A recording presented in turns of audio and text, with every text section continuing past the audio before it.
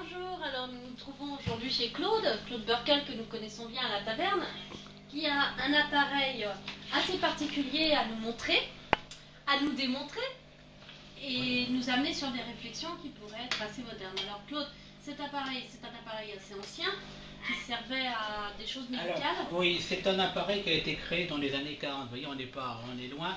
Et cet appareil-là, il a disparu de la circulation, il servait à soigner les rhumatismes. Donc ça a été inventé, ça s'appelle le low électron, c'est-à-dire que c'est un appareil à très haute fréquence. Et c'est pour ça qu'il m'a intéressé, parce que dès qu'on parle de haute fréquence, c'est un appareil des années 40, qui est rudimentaire par rapport à ce qu'on évolue maintenant avec tout l'électronique, eh bien il est bien supérieur à ce qu'on imagine. Parce que, encore une fois, je vais vous montrer quelque chose, c'est que les ovnis ont peut-être une relation avec cet appareil. C'est-à-dire qu'ils ont peut-être développé quelque chose que nous n'ignorons ou qui a été complètement passé sous silence. Alors je vais vous montrer, c'est un appareil qui développe 40 000 volts sans ampérage, c'est-à-dire qu'il n'est pas mortel, mais qui fait des choses assez intéressantes. Alors à l'époque, c'était, comme je vous rappelle, c'était uniquement fait pour soigner. Alors je le mets en route, vous avez donc une minuterie, un bruit particulier et des fréquences. Comme vous voyez, vous avez des arcs qui se font. Vous avez des arcs qui se font. Et qui ne sont pas toujours. Voyez. Donc, je le prends dans la main, il bleuit, et je reçois des décharges, c'est vrai. Et maintenant, si on approche un appareil, ici. Oui, une ampoule simple. Voilà. Si elle est récente.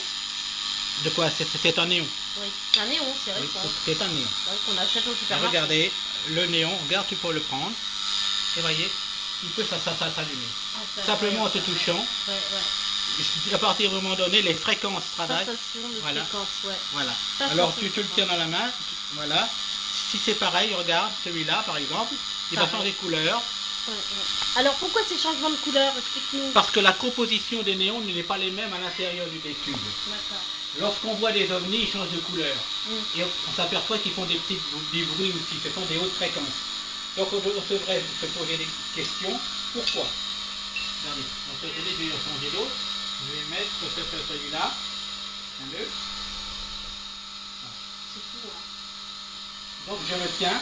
Si jamais je lâche ici, évidemment, regardez, celui-là s'allume tout seul. Oui, il s'allume tout seul. Il s'allume tout seul. Ouais. Celui-là s'allume, celui-là également. Et on a mis des arcs assez intéressants. Tu ne reçois pas de courant? Non. Bon, tu tiens celui-là. Oui. Bon. Non, bon. Regardez, on a des différences de couleurs importantes. Donc c'est ce qu'on appelle des très hautes fréquences. Qui sont inoffensives. Qui sont inoffensives pour l'être humain, mais qui développent des puissances énormes. Donc ça, on essaye de travailler avec ça pour savoir quel est le moyen de propulsion. Attention, tu vas recevoir une décharge. Oh, pitié. Non. Regardez. Pas personnellement. Regardez, on a des arcs importants. Et ça ressemble à des arcs qu'on a dans les bougies de voiture. Oui, de voiture, voilà. Mais contrairement à ce qu'il y a, c'est que lui peut s'allumer. On allume. Tiens-le encore, voyez.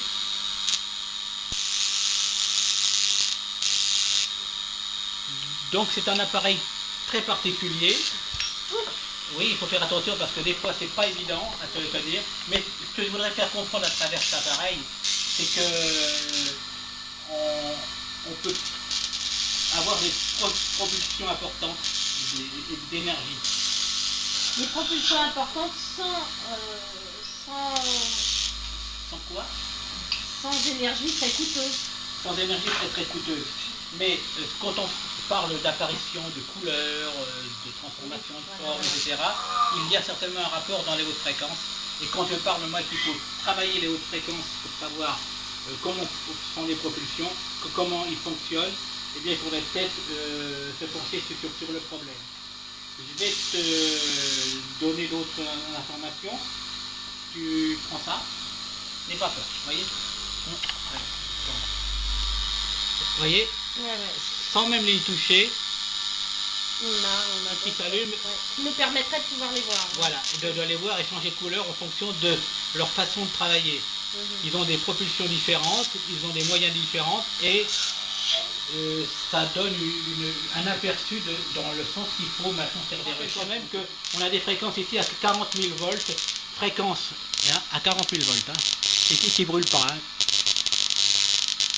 Donc oui, ce qui nous expliquerait l'apparition de certaines choses dans le ciel, Ah bah oui, ou même terrestres. Absolument. Donc c'est à prendre en compte. On peut le faire, on peut changer, vous voyez tout. On peut allumer n'importe quoi.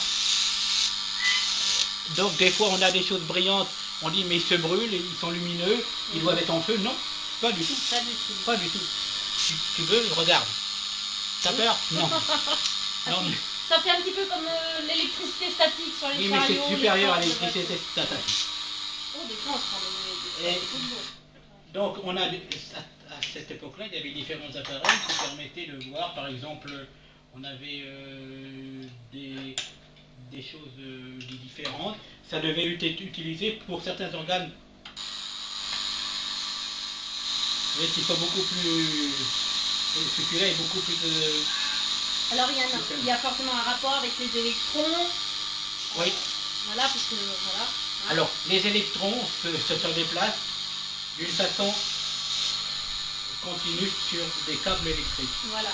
Si on met à l'intersection des courants, ce qu'on appelle des courants spiralés, qui sont très peu connus, eh bien on arrête les courants, on arrête les électrons libres à travers les câbles d'alimentation entre le générateur et les batteries, ou la lampe, ou le moteur, etc. Et ça, c'est quelque chose qu'il faut étudier, il faut comprendre.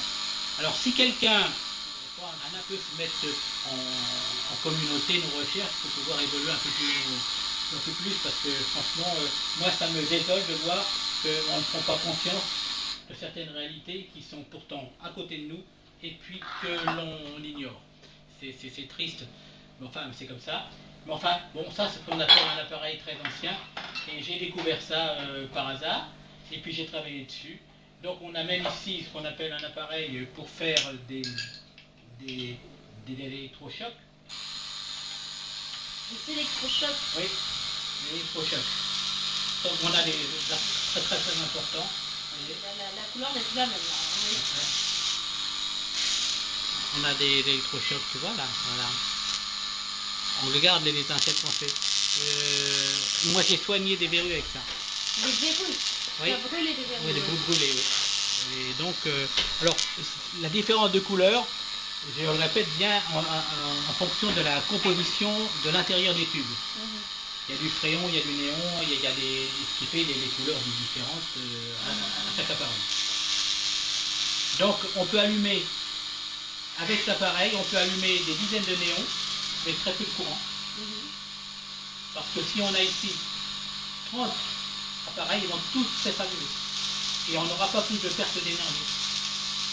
Et l'énergie de base sera la même, parce que c'est des réactions de haute fréquence.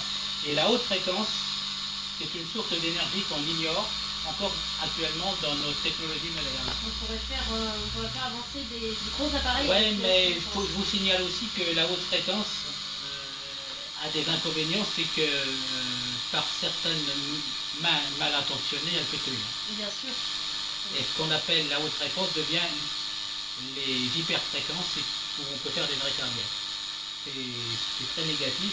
Donc dans toute chose, il y a le bon et le mauvais, comme dans tout. Le nucléaire est bon et le nucléaire est mauvais. Justement, à ce sujet, Einstein, il me semble qu'Einstein a commencé à étudier les hautes fréquences dans les derniers moments de sa vie. Oui, mais il n'a pas eu le temps de finir. Il n'a pas eu le temps de finir. Non, et puis ça a été abandonné parce qu'on trouvait ça ridicule, où il n'y avait pas de scientifiques assez évolués et qui pouvaient reprendre la relève. Bon. Alors vous voyez bien, il y a aussi ce petit bruit qu'on retrouve des fois dans les ovnis qu'on dit on croirait avoir entendu des nuits d'abeilles, des bruits, des petites grisouillis, etc. Et ça, on n'a pas fait le rapprochement encore une fois. Personne n'a fait le rapprochement. Non. Eh bien... Ben voilà, c'est un appareil comme ça, bon, il est ce qu'il est. Et il a quand même, il est des années 40, il a quand même pas mal de temps, hein, il a plus de 60 ans. Et donc il a plein de petits appareils là, vous voyez. Il y a des petits accessoires qui étaient faits pour soigner à cette époque-là, alors de tout ordre.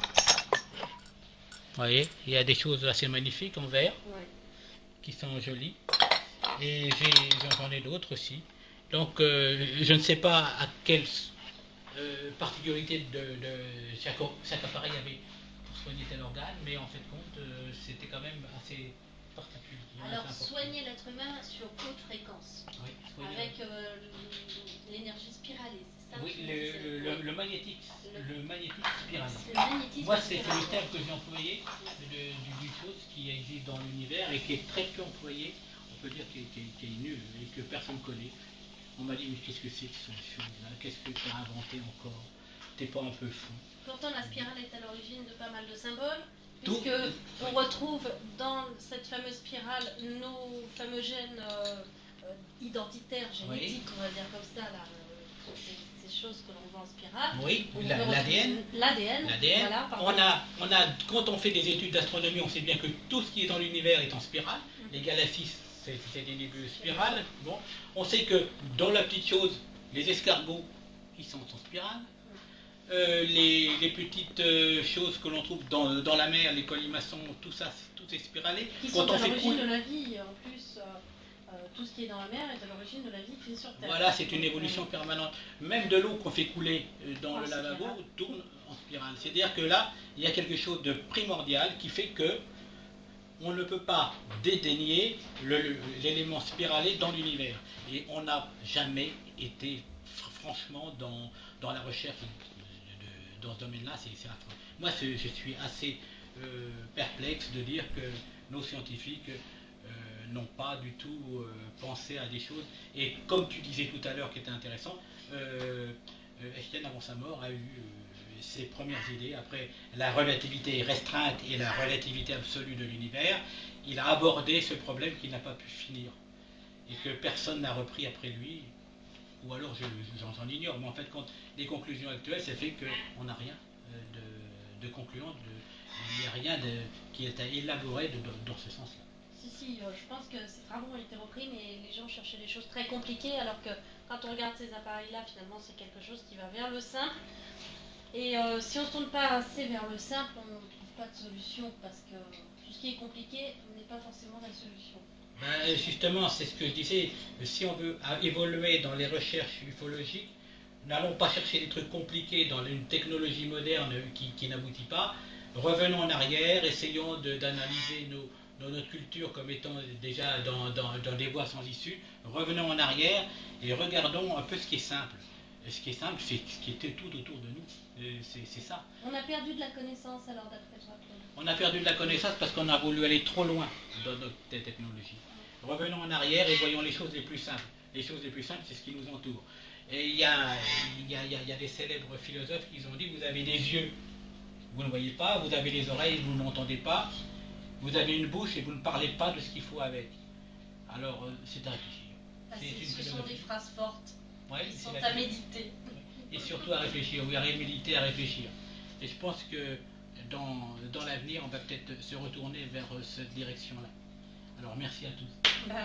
Espérons que quelqu'un ait vu ton appareil Oui, à la taverne et puis puisse prendre contact avec toi pour pour voir ce qu'on peut faire. Voilà, rechercher ensemble. Allez, bye.